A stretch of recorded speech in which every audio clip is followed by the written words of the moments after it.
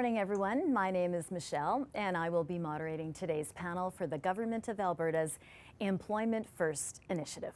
It is my pleasure to welcome you to today's webcast. It is part of a monthly series of webcasts on issues relating to employment of persons with disabilities. This webcast is part of the Employment First initiative's strategy to provide information covering a broad range of topics that are accessible to all Albertans. For more information about this series, you can check your email for our regular updates, or you can go to csslearningseries.ca. You can also follow us on Twitter. Our handle is @AlbertaCSS. We have an exciting discussion lined up today that we hope will be a great lead into Alberta Works Week. Just a reminder, in 2017, the Government of Alberta will host their 5th annual Alberta Works Week from April 24th to 28th. Alberta Works Week provides Albertans with the careers and employment services they need to pursue their full potential. For more information on Alberta Works Week events in your community, please visit alis.alberta.ca/AWW. For now, let's get back to today's topic. To help us discuss small accommodations and how they can make a big difference when creating an inclusive and inviting workplace, we've brought in 4 panelists. As always, you'll be able to pose your questions to our panelists via our live chat, which is just below your video window. We will address as many of these questions as we can during the question and answer period at the end of the panel. So let's start off today's session with some introductions.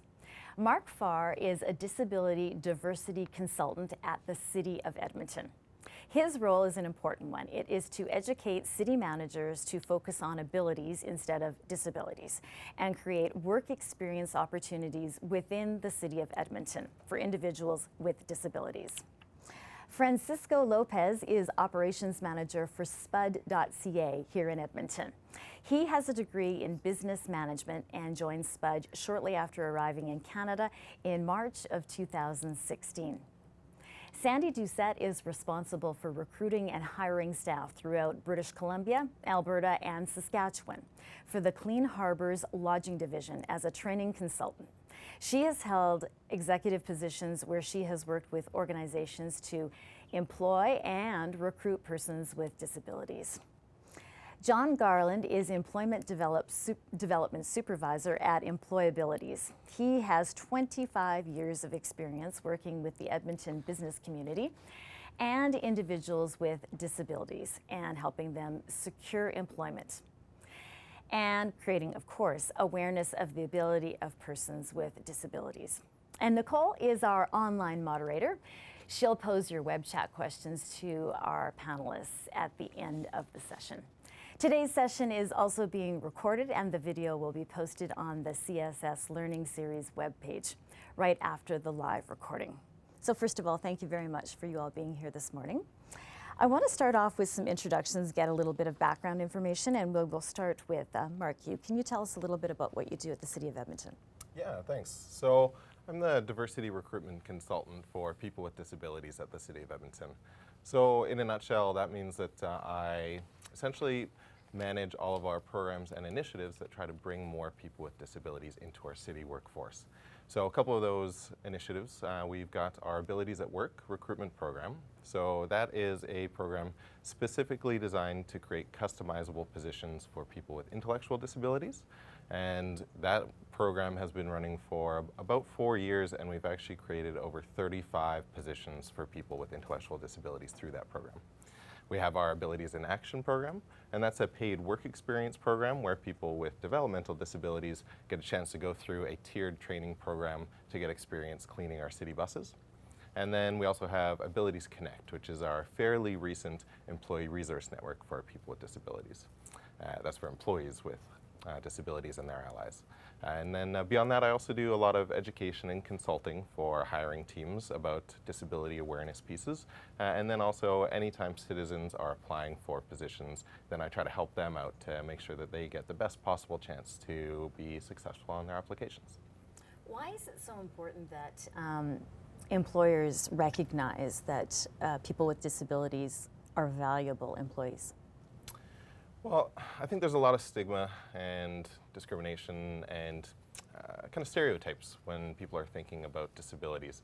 And especially if you're thinking about it from a recruitment and hiring perspective, if you're thinking about disability first rather than thinking abilities first, then you're coming at it from a bit of a backwards position.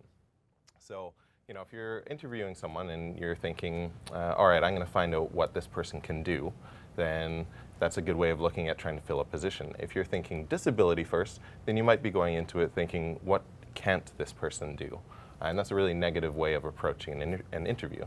So you really got to think about, you know, what are the bona fide positions, or what are the bona fide tasks that you need in your positions, to think about it from accessibility first that way, if it helps. Francisco, what do you do at Spud.ca? I'm operations manager. I'm in charge of all the warehouse runs smoothly, and also looking over for all the operations in the Spud Edmonton warehouse. So how do you help people with disabilities work within Spud.ca? Well, right now we have 3 persons with disabilities. It met our Spud values, and it's an opportunity to show them that we care about the people, and also to support them when needed, and they're doing a great job for us. Sandy, you have an impressive history working with organizations that employ and recruit persons with disabilities. Tell us a little bit about some of the more success stories that you've enjoyed. Sure. In the 1990s, I was working with a number of large call center organizations, and we recruited and employed a number of people with disabilities. In call centers, turnover was a huge problem, and we were experiencing anywhere from 200 to 300% turnover every year. So we were really looking for an untapped group of people that would give us long-term employment, helping to fill positions in the call center, administrative positions, data entry positions, file clerks, things like that. And people with disabilities filled a lot of those roles for us and were hardworking and willing to stay for long periods of time. So it helped reduce our turnover dramatically. How does your previous experience help you with your current job? Well, I've really carried that motivation through. We're active in the employabilities program. I'm a volunteer speaker. We've participated in their practicum program, as well as always looking for opportunities to employ people with disabilities at our remote camp jobs. And John, you're with Employabilities. What do you do there? In my role as the Employment Development Supervisor, it's my job.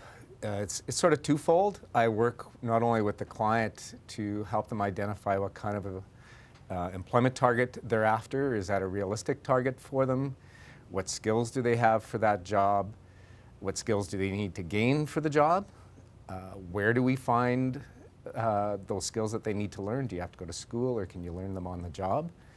And the other half of that is working with the employer to help them identify opportunities that somebody with a disability can go into, matching the client to the employer's work environment, and sort of building the bridge in between and supporting that bridge so that the employer can onboard somebody with a disability, and then following that up to make sure that things are running smooth and that they're able to, the individual is growing in the job and learning the skills that they need to do whatever that job is.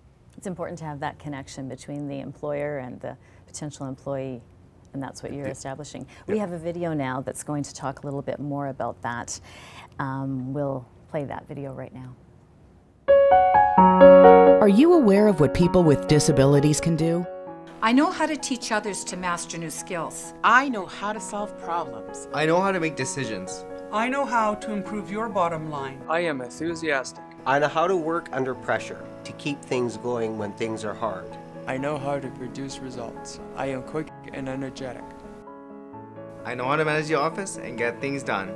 If you are looking for someone who is willing to work, then consider hiring from this largely untapped workforce. I am flexible and I don't give up. I know how to produce results. I am motivated To work with what I have. Find loyal employees who are dedicated and hardworking. You just need to give them a chance. Invest in me. Invest in me. Invest in me. Invest in me. Invest in me. Invest in me. We We're are a stronger Alberta when we Do it together. We are a stronger Alberta when we do it together. I want to now go into how a small Any work? play can lead to big developments. And I want to start with you, Sandy. Where have you seen success by making a small accommodation for someone and having just a huge success? Well, we've had lots of examples.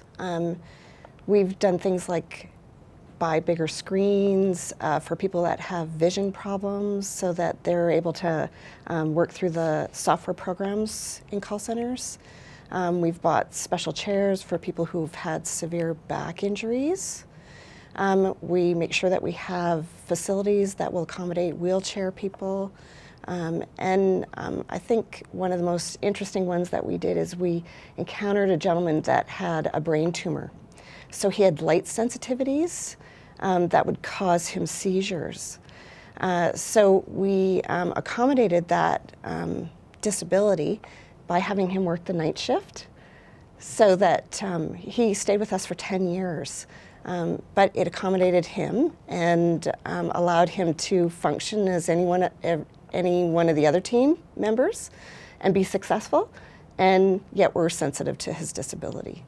Really quite simple gestures, but you have to think outside the box sometimes. Absolutely. Francisco, what have you done at SPUD to I accommodate will share some? with you one special case. We have a person working with us on that. He's in charge of data entry. We have to accommodate. He's very detail oriented, so we need to accommodate and make some changes in our structure and how we do things, so he can follow the process that we made for him.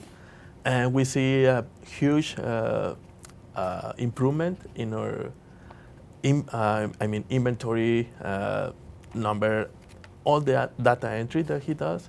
We've seen a huge improvement, so it's good for him because we accommodate for his abilities. It's like everybody else, like we have a weakness and we have a strengths, so it's about potential, the strengths that we have. How about you, Mark, at the City of Edmonton? What are you doing? Yeah, well, I think it's kind of the nature of the workforce that there's going to be times where you need to make adjustments or accommodations to make sure that your workforce does stay efficient and healthy. And I can actually share a couple stories that come from some of our transit operators, so our people that drive the city buses around town. So we had one of our transit operators who had an on-the-job injury to his wrist. So he fractured his wrist, and as part of the healing, they fused his wrist so that he lost a lot of the movement in the wrist. And that meant that when he was trying to return to work, he wasn't able to pull the lever that opened the door, the front door to passengers to come on and off. And so our disability management team worked with him, and they came up with a pretty ingenious little solution where they actually used just the end of a paint roller and attached that onto that lever so that it allowed him to make that pulling motion so that he could return to work right away. And then another of our transit operators he had a hand injury at home. And it meant that he lost a lot of the grip in his hand so that he couldn't actually twist the knob to use the windshield wipers on the bus. So again, disability management team in collaboration, a small little change. They actually were able to use the top of a turkey baster, a little rubber top part, and fabricate that onto this little knob so that he could squeeze it. He had the grip enough to be able to use that. And again, yeah, a little change like that allowed him to come back to work right away. Makes for an interesting story as well. Yeah, Well, I can imagine that this is making everyone feel good. Not only the person, the employee, you know, who gets to stay, but just those who are helping him or her out. Yeah, I mean, a lot of times these little accommodations, they spread across and they help the entire workforce more than just anyone who might be temporarily, permanently injured, disabled, anything like that. John, you're coming at it from a different perspective. Do you have any examples? Oh, without question, I got lots, lots and lots. But one that comes to mind is a deaf client that we had been working with, and he had identified that he wanted to work in cabinet making.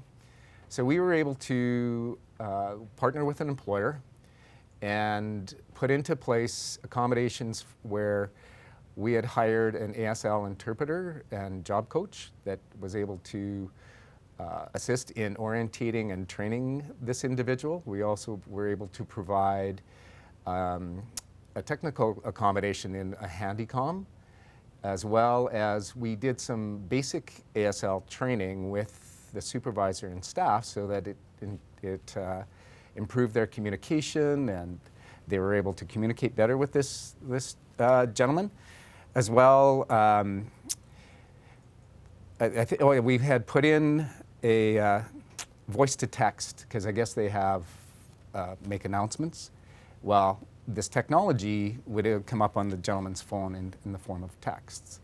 So that's one way that we did that. And I just want to say that we have a service through Employabilities called Employabilities Support Services that will go out and help to assess what the needs of the individual are and what needs to be put in place.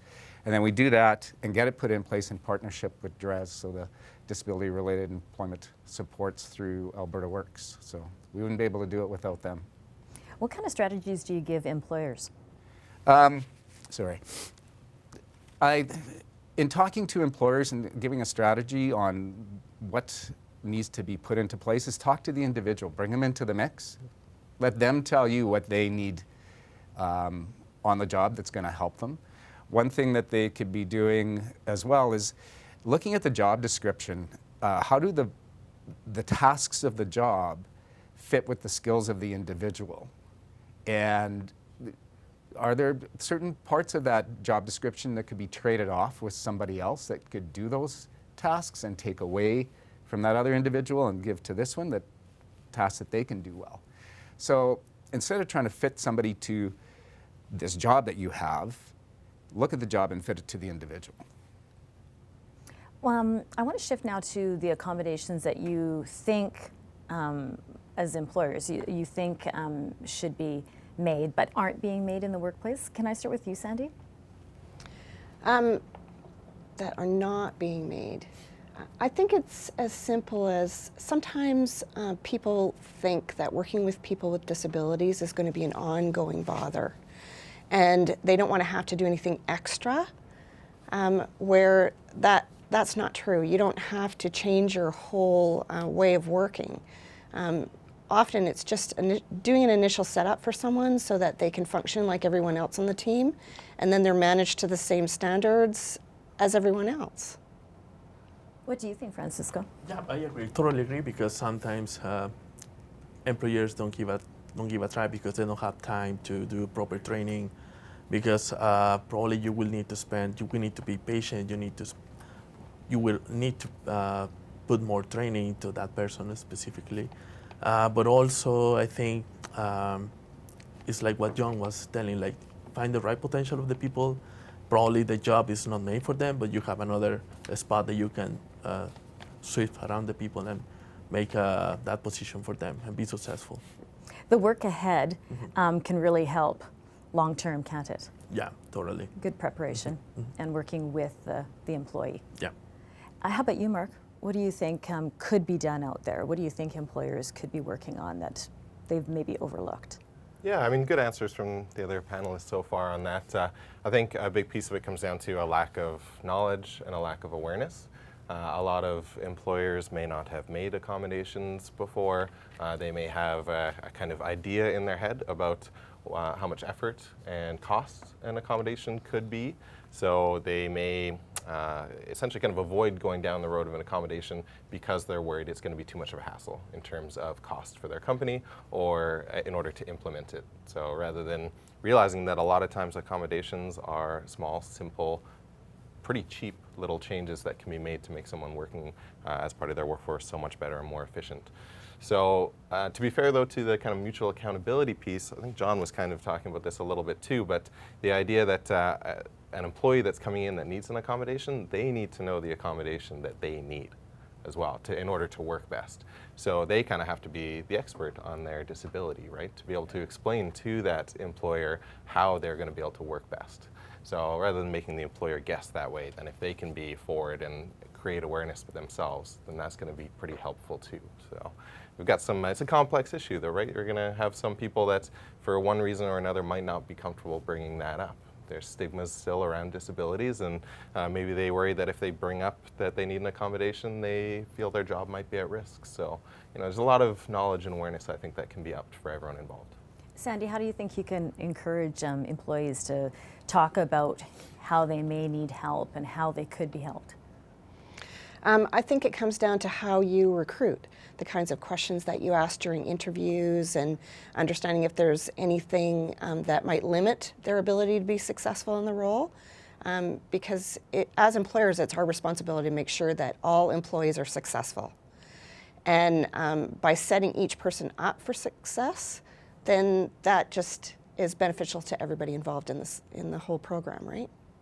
Now, sometimes accommodations don't work, and a lot of people might see it as a failure and nothing came out of it, but often it's actually very helpful to have things not go exactly according to plan. Francisco, do you have any examples of some accommodations that were made that didn't really go well, but you learned something? No, nothing so far. I mean, at Spot, the 3 person that we have right now, we try to accommodate to potential strengths, but yeah, not so far. I mean, everyone has worked out pretty well, and yeah, I have no one bad experience to share with you. How about you, Mark? I think sometimes it's being able to be flexible on the go a little bit if you're talking about maybe accommodations that didn't work out quite as well as you initially planned it. So for example, one of our abilities of work positions, and we had an idea about the amount of hours that someone would be working per week to go along with their going to school as well. And so we had a preset schedule. It was a great collaborative plan that we had going there. And we realized down the line that it was just too much on their plate with the schooling they were taking as well. And so some of the productivity was suffering a little bit on the job. So again, worked with communication with that employee and shifted the hours back a little bit so that it was just easier for them to handle. And it worked out? It did, yeah. Good. How about you, John? From your perspective, what do you think can be done? Well, just... Or, in a case of, where it doesn't go quite according to plan. Not everything, yeah, I agree with everyone that no matter what we do, no matter how much we plan, no matter how much we figure we've got it figured out, it doesn't always work. One example that I can think of is we had one client who had boundary issues and working in the public and, not understanding what boundaries were, and we had done quite a bit of work with her, and we had found an employer that was willing to work with us and to bring this individual on and try. And we put a lot of work into it. The employer put an immense amount of work into trying to train and work with this individual, but it just didn't work out. And so we supported both the client and the individual through that dismissal process, because they're no different than any other employee. If it's not working, it's not working. And so we supported that, and we still support the employer and work with that employer and that client, and looking for other employment for her, but it doesn't always work. So did that client find another job? We're working on that right now. Yeah. This was just recent, so. Oh, okay. Yeah. Do you have any other examples? Not that come to mind at the moment, but yes. There are There are several. Yeah. Sandy, how about you? Do you have any examples of where it didn't quite went off the work? rails? We had one individual with vision problems, and we were working with an organization to place people that had been in car accidents and couldn't work in their previous careers and were trying to find something new. And so we actually modified our workstation for him and set up a bigger screen and installed special software, voice-to-type software, so that he could just speak and it would type into the program. And modified our training program, which was somewhat computer-based and somewhat classroom, to be one-on-one, especially for him. And he started working and found that the job was quite stressful and that it wasn't for him. So unfortunately he left, and we'd made all these accommodations. But we learned from it, and what we started doing is we started giving people with disabilities the opportunity to come in and job shadow with a couple of our folks for a day or two to determine whether or not the job was really going to work for them. And then it really helped them understand what kind of accommodations they would need to be successful in that role. John, you were nodding your head. Why do you think that's such a good idea? Because I think that's a great strategy to bring them in, let them job shadow, see how they fit into the organization, see how their skills fit the job. You can get a great assessment on doing that and making sure that they're going to be a good fit. I always say that 65% of a good placement, disability or not, is finding the right individual for the right work environment. You're going to get better buy-in if the individual fits your organization and is your kind of person. We can always put the accommodations in and help with training, but you're going to get a good, loyal employee if they're happy in their job, they fit into your organization. You're going to get buy-in from the coworkers that are going to want to work with the individual and help support them and make them successful. So I really do support those job shadow or short-term work experience opportunities. They help a lot. How long would you say that it takes on average, or does it really depend on the employer and the employee just to make these accommodations and to give it a chance to be successful? Mark? Yeah, completely case specific, right? Everyone's different for that, and I think it's also important that not everyone's going to need accommodations that require that time and effort too. What do you think, Sandy? I would agree that there are a number of people with disabilities that don't require accommodations, right? They're just like you and me, right? The people that you drive beside on the way to work or eat lunch next to or are in the elevator with them today. Do you know if any of those people have disabilities? Not really, because they don't wear a sign, right? They're just people who want to work. Well, and that was your point, I think, earlier too, right, John, is just really trying to educate the public about how they are another person. Right. They're just no like you different and I. They're no different than anybody else, disability or not. They're looking to be employed, and the more people we have employed, the better off we are. So it's a matter of thinking outside the box and getting away from traditionally looking at someone and how do they fit the job. You know, look at the job and fit it to the individual. Right, we're going to go on to our question and answer period in a few minutes, but first I'd like to shift the focus. We have a video first off to lead the topic, and then we'll discuss a little bit more about it. So here's the video. Grizzly well servicing actually, well, we repair oil wells. Any work, subsurface work, we do. Well, it's just a mild case of cerebral palsy. It's basically my muscles in my legs are tight all the time. Trent's been, he's a go-getter. He wants to learn, wants to keep going. Do you need me to go anywhere? Driving, delivering stuff for us. He goes to pick up steel, picks up equipment. Just does everything just like everybody else. I just don't let it get to me. If other people got problems with it, that's their own fault. The quality has been perfect. I wish I had 15 more of them.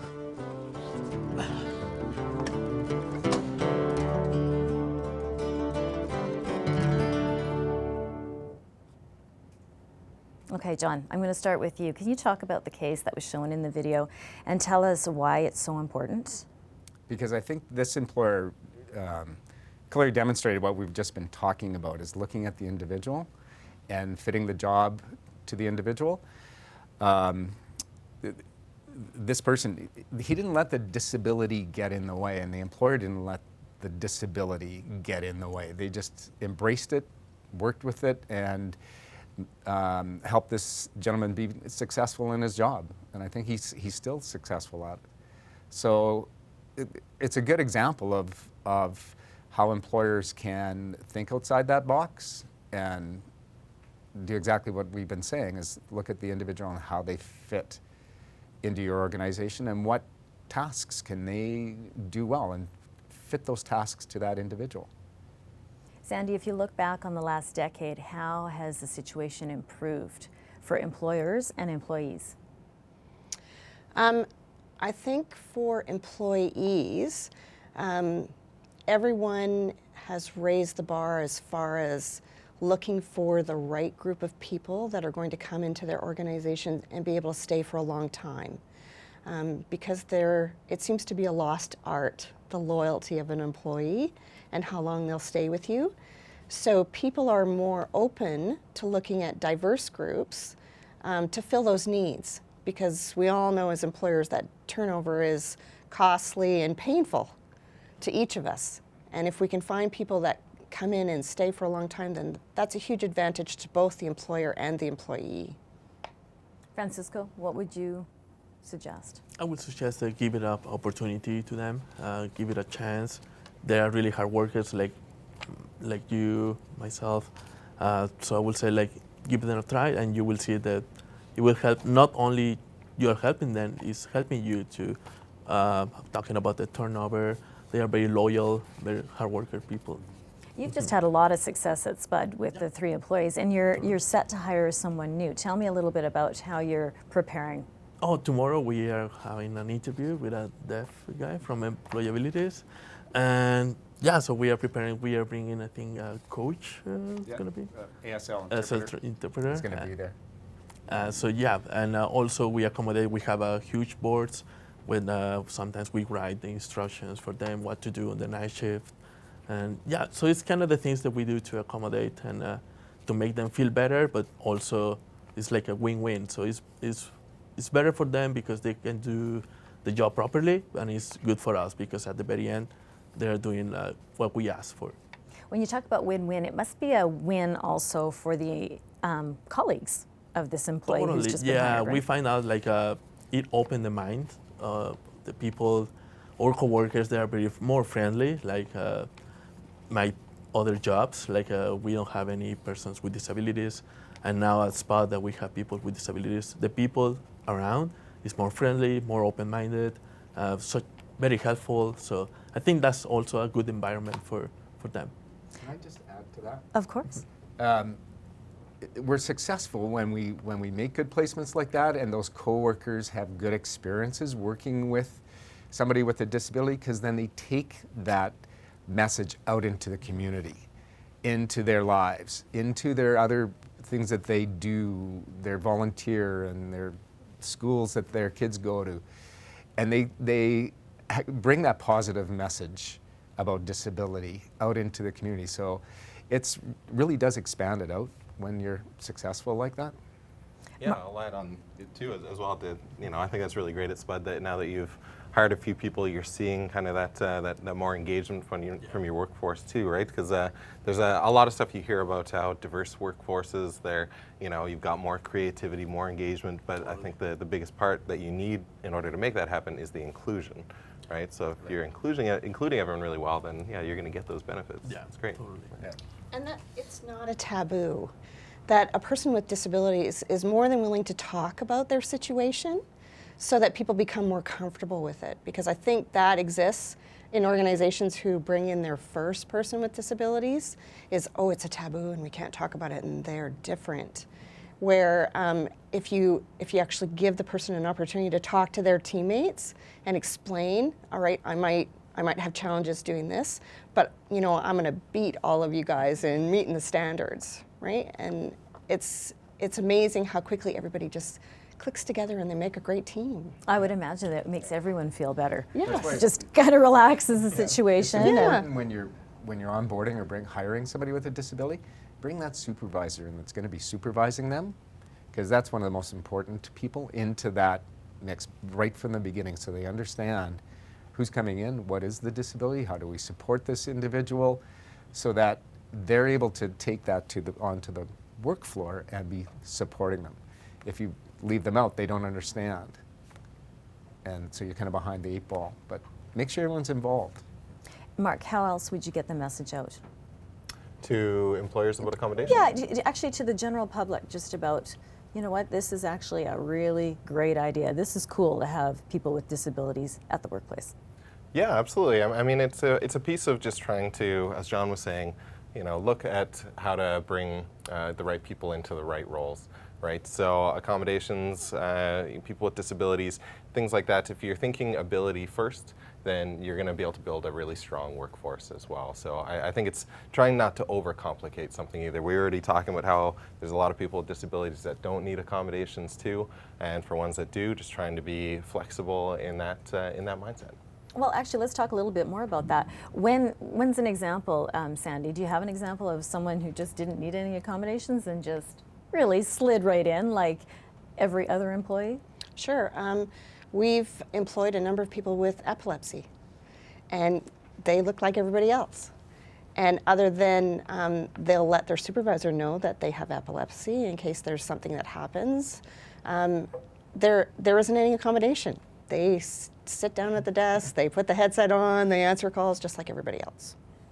Francisco, have you had any experience with that as well? Yeah, also we have one guy in the line, the produce line, that we explain to him what to do, check the quality, and he's doing pretty well. We don't need like to accommodate anything because he learned so fast and he's growing up we are growing up together, like in our side and on his side also to do a better job. How about you, Mark? Yeah, I mean, if I talk about from our Abilities at Work program, the one for people with intellectual disabilities, then we always make sure we try to go in with a lot of awareness and education to supervisors and hiring teams ahead of time about intellectual disability, so everyone's really prepared. But everyone is different. Every single intellectual disability looks unique. So we've had quite a few where we do a lot of that awareness ahead of time, and someone just comes in and has the perfect skills, abilities, background to be able to do the position that was created for them. And there's no accommodations needed. There's no flexibility even needed. It all just works out really, really well right off the bat. Okay, I want to talk about advice for employers. So I'm going to start with you, Francisco. Speak directly to them, and what kind of advice would you give to employers out there who, first of all, would never even consider hiring someone with a disability, and then those who, well, maybe, and those who are, yeah, you know what, I want to do that. That you won't be disappointed at the very end, because if you are very flexible, if you give the proper training, also you need to make sure you need to accommodate safety for them, and yeah, but I think at the very end it will pay off. You will be feeling much better that you are helping them, but also not they're doing the job that you asked for it. Mm-hmm. Sandy, how about you? I think it's really about understanding what you're looking for in a position. Define what a great employee is to your organization. And you'll find it has to do with, like Mark says, it has to do with the abilities, not the disabilities. And that you have to look past that. You can't let that shadow your opinions of people. And starting with a phone interview is a great way, because then you get a feeling about the person as to whether or not they'll be a fit in your organization. And then if they show up and they're on crutches, it really doesn't matter because you've already decided that you like them. That's a very interesting approach, isn't it? And that makes that makes a lot of sense to me. What do you think, Mark? Yeah, I think if we're talking about employers who might not be considering hiring someone with a disability, I think sometimes that might happen if someone has maybe had a bad hiring experience before, but you can't generalize. I mean, that doesn't happen with typical recruitment, but you do see sometimes, you hear about stories where someone hires someone with a disability and it doesn't go well, because sometimes, recruitment doesn't always go perfectly, regardless of disability, but that can sometimes, skew their image of all people with disabilities, so that they'll think, all right, well, it didn't go well that one time when I tried to hire someone with a disability, so I'm just not going to hire any more people with disabilities. And that's a really inappropriate way of looking at it, because everyone is different for what they're bringing to the table. And if we're talking about accommodations and ways to kind of go about it, then I think a really good message to employers is to have them realize that they're not alone. There's very few things, programs, and initiatives that we do at the city that we do completely by ourselves. Abilities at Work, our customized recruitment program, we work with 6 different service providers, including Employabilities, to help us. There's a lot of resources out there, especially for different accommodations. John already mentioned DRES, the disability-related employment supports. And yeah, there are so many resources that it's important to make sure that if you're not sure about something, or if you've got kind of those hesitations, to just reach out. I mean, any of us can speak to other employers if they want to as well, and there's a lot out there. Yeah, you just took the words right out of my mouth. Is if an employer is interested or curious or wants more information about hiring somebody with a disability, one of the best things is business to business. Reach out to any one of these employers and just talk to them, or contact me. I'll connect you with an employer that has hired and been successful. If you're interested in that, give me a call. I'll definitely be happy to either talk to you or connect you with someone that can, another employer, another business that has been successful. John, how would you say Alberta is doing compared to other provinces in Canada as far as hiring people with disabilities? We're getting better, one employer at a time. It's getting better. I think there's more and more awareness coming now that individuals with disabilities are a valued source of skilled labor, and that that whole pool needs to be tapped into. Employers just aren't sure how to do that. And it's webcasts like this that get that message out and gives them the information on how to do that and who to connect with. So I think it's improving. I think it's getting better. I think there's better understanding. What are other provinces doing? I'm not really up on all of what the other provinces are doing, so, but I can certainly look into that, find out, get some information, get it back to you that you can share. Mm-hmm. I don't have that just off the top of my head. Yeah, Francisco, what would you think? How could we, as Albertans, how could we improve the situation here as far as hiring more people with disabilities? I think it's just about spread the word. I think just talking about another employers, like how you work with people with disabilities, and that will open the mind of the other person and probably give it a try. They will give a chance to them. Sandy, just building on that, so you talk about awareness, but how do you really convince an employer who's just dead set against it? I think then it comes down to basic human rights, is that it's against the law to discriminate because of a disability. That you have to give each individual, irregardless of who they are or what their circumstance is, an equal opportunity to that position. And that what's it going to cost to try it? If you at least look at different avenues for bringing interesting people into your organization, it not only makes you feel better as an individual, as a successful part of this community, think of what you'll do for someone else. Mark, what do you think, what kind of impact does it have on society as a whole if we start to integrate more and more people with disabilities into the workplace? Yeah, I mean, we've talked a little bit on the social good side a little bit there, and I think, of course, John even mentioned it about how we all benefit if there's more people that are employed, right? I mean, everyone just wants to have an opportunity to contribute and do meaningful work, and I think that's a piece of it, is employers can just try to make sure that they have practices in place so that everyone does have an equal opportunity to join the workforce and to contribute. So, when we were talking about kind of Alberta and what we're doing as a province, we have a bit of a younger population as well compared to some of the other provinces, and I've been talking a lot about awareness and those pieces, and sometimes you'll see more of kind of the psychological disabilities, mental health, mental illness among younger populations. So that's something that, if we're talking about what we could do moving forward, there's even more awareness that can happen around mental health. It's better now than I think it has been, especially looking back 10 years or so. There's a lot of initiatives that go to try to have people talking, getting open dialogues about mental health, and even the World Health Organization, they're doing a one-year campaign right now to bring awareness to depression. So it's definitely something that's pretty topical and something that would help out Alberta as well. And that's tricky, isn't it, Francisco, because mental health issues, they're not as obvious. Totally, they are not obvious, and probably you will notice until a certain point. But at the very end, I think we all have problems like everybody else. Probably we have disabilities and we don't know it. And yeah, I will say just give it a try to that people, and you will see it makes a big difference for you at the very end.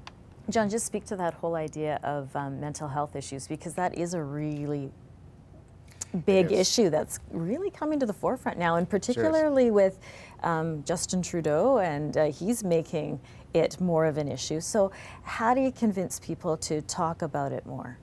On both sides, people who have it and then people who are trying to perhaps hire people or become open to hiring people with mental illness? Individuals with mental health, there seems to be a much more big stigma around that. So it's, on the client side is just working with them, helping them to be confident in the skills that they have and be confident in themselves and what what they're bringing. Yes, they may have had or have some form of mental health, but understanding that mental health and how to present it to others in a positive light, do a lot of work with that, and how they're able to cope with it on the job. Same side with employers is more education around mental health and what that means in the workplace. How to support it. And how to support it, yeah. And how to support it. Well, and often I would imagine when you have a job, your self-esteem goes up, and that would help with mental health issues. Would you agree, Mark? Oh, absolutely, yeah. Yeah, I mean, from an employer side, then one of the big pieces is creating a mentally healthy workplace, and we could probably have a whole webcast on how to do that, right? Oh, yeah. There could be a whole thing just on mental health. Yeah, absolutely. Yeah, it affects us all in some shape.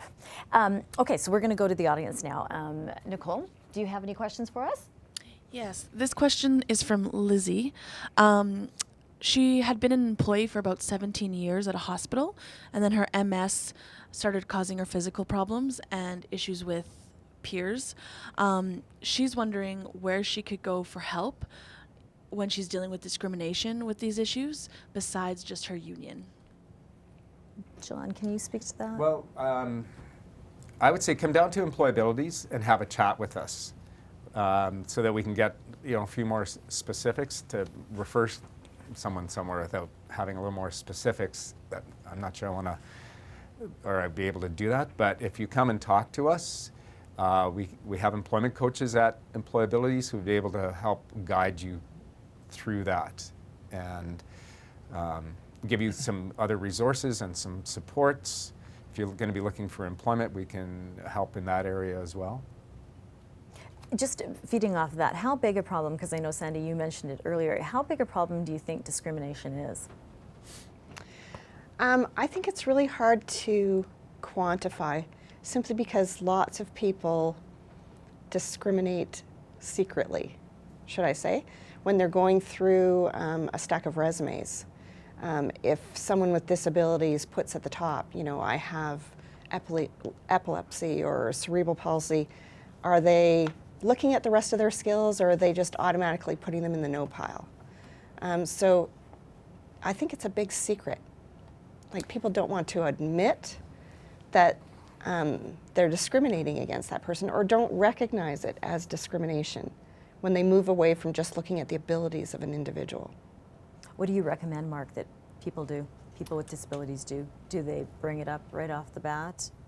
Oh, the disclosing disability piece, yeah, that's a tricky conversation as well. Sometimes case specific, but I think it's a matter of trying to decide at what point is most beneficial to them. So if, let's say, they've got a visible disability, then that's something that's going to be obvious in, let's say, an interview setting. So I always say you want to make sure that you are answering questions sometimes even before an interviewer has them. So you don't want to leave with an interviewer having more questions than what they asked. So if you think that someone might possibly have an attitude, a negative attitude or a stereotype or some kind of assumption about your disability, then address that. So answer that question before it even comes to their mind for it. And otherwise, I mean, if there's no reason to disclose a disability, then I don't think that there's that should be something that's necessary for someone to have to do. So case by case. And I would imagine, John, that you'd base it on previous experience too that you've had with trying to apply for jobs. If you've run into a problem by maybe identifying it earlier, then maybe you would. That's helpful, yes. Leave it till later. Leave it till, depending on, like, I agree with Mark, depending on what the job you're applying for and the interview, be proactive with it. Let them know, but give examples of how, in the interview, how you can do that job with the disability. But I agree, if the disability doesn't affect your ability to do the job, there may not be any reason to disclose that. Yeah, and if it's a piece where it's not a visible disability, let's say, it doesn't come up in the interview, but you do need accommodations, we've been talking a lot about that, then, before you start on that position, maybe after you've had the job offer or on your first day on the job, that's when you want to be bringing that up. You want to make sure your employer knows what you need to be successful. Okay, Nicole.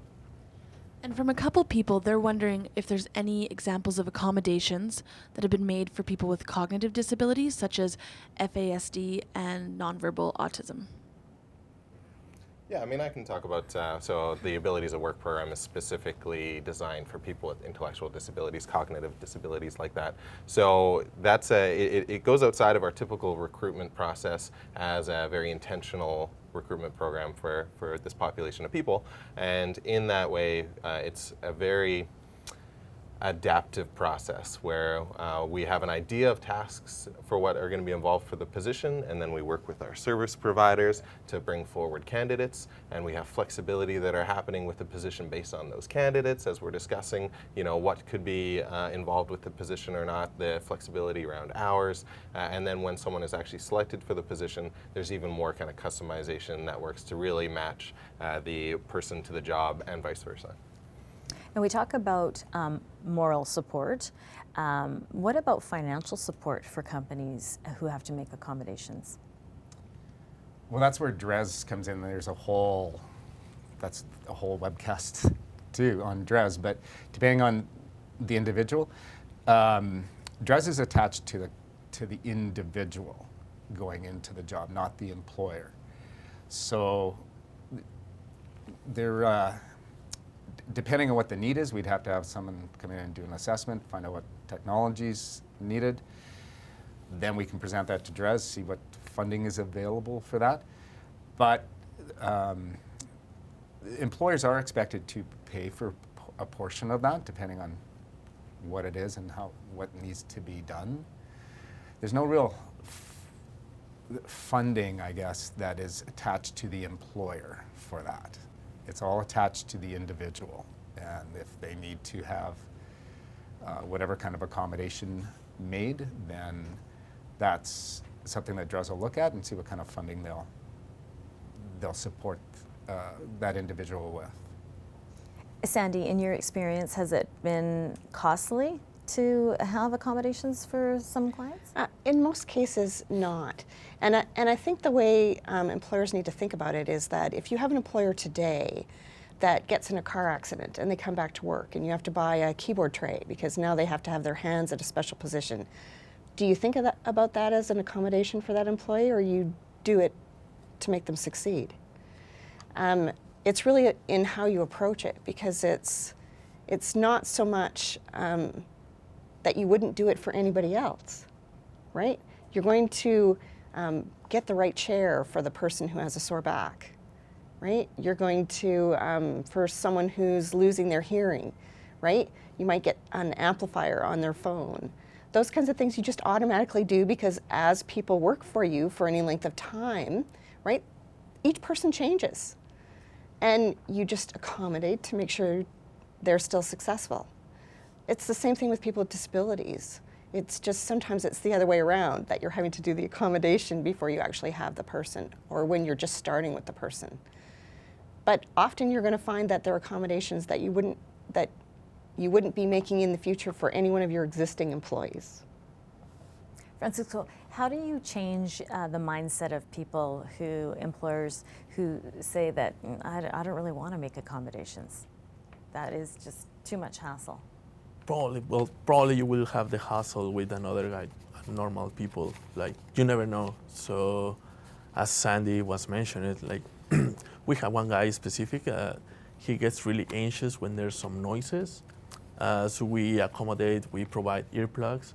So now he's working totally fine with no distractions, more relaxed. And it's all about accommodations. You need to, it's not that expensive for the company just to provide some earplugs and things like that. Like probably you need, if the hands on the keyboard, there's hours in there, probably you need to buy like a pad or something. But totally you need to accommodate for that situations. Mm-hmm. Most accommodations are probably less than $500. Yeah. If that. It's important for employers to remember too that there is a duty to accommodate, right? Yeah. If there's someone that's coming up, an employer saying they just don't want to, it's Canadian law, right? So unless it would cause undue hardship on them, then yeah, they have to accommodate in order to make sure that someone can do the job to the best of their ability. So Mark, how would you say about changing the mindset of people then who are just really hesitant to hire someone with a disability, and really in part because of the accommodation, because that's what we're specifically focused on today? Yeah, it's sharing stories, right? I mean, sometimes having an employer that can speak to another employer, maybe ideally in the same field or type of work as what they're doing, then they can hear about successes that have happened that way. I mean, sometimes just reading stats, that's not going to change people's minds, you know, seeing that typically, yes, accommodations do cost under $500.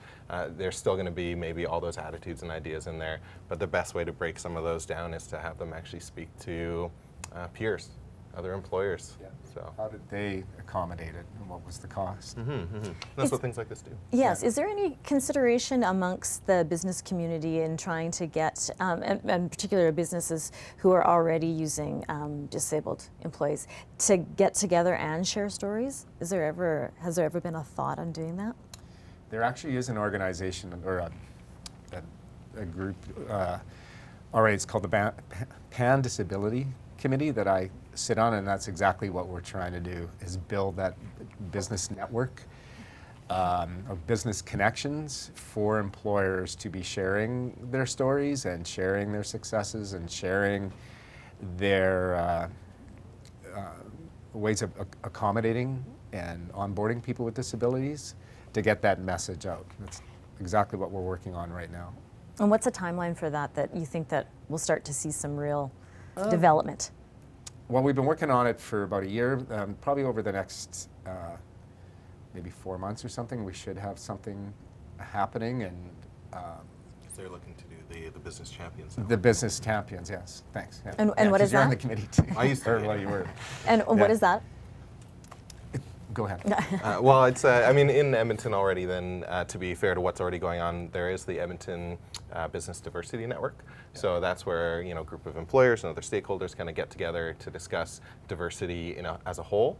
But this Business Champions Network through the Pan Disability Committee is disability specific. Yeah. So similar type of idea, but it's a way, you know, the specifics are still being worked out as far as I understand it, but a way to have employers get together to have these honest conversations about, you know, what worked, what different, what didn't, what are the struggles, how do we make changes moving forward.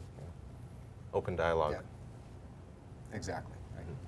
All right. Well, thank you so much, all of you, for being here. A really good conversation. We really appreciate it.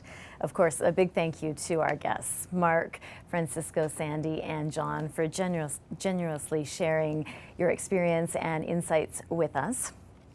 And to all of you, of course, who have tuned into this session, we're grateful that you've spent the hour with us and that we hope that you've found the information informative and, of course, helpful.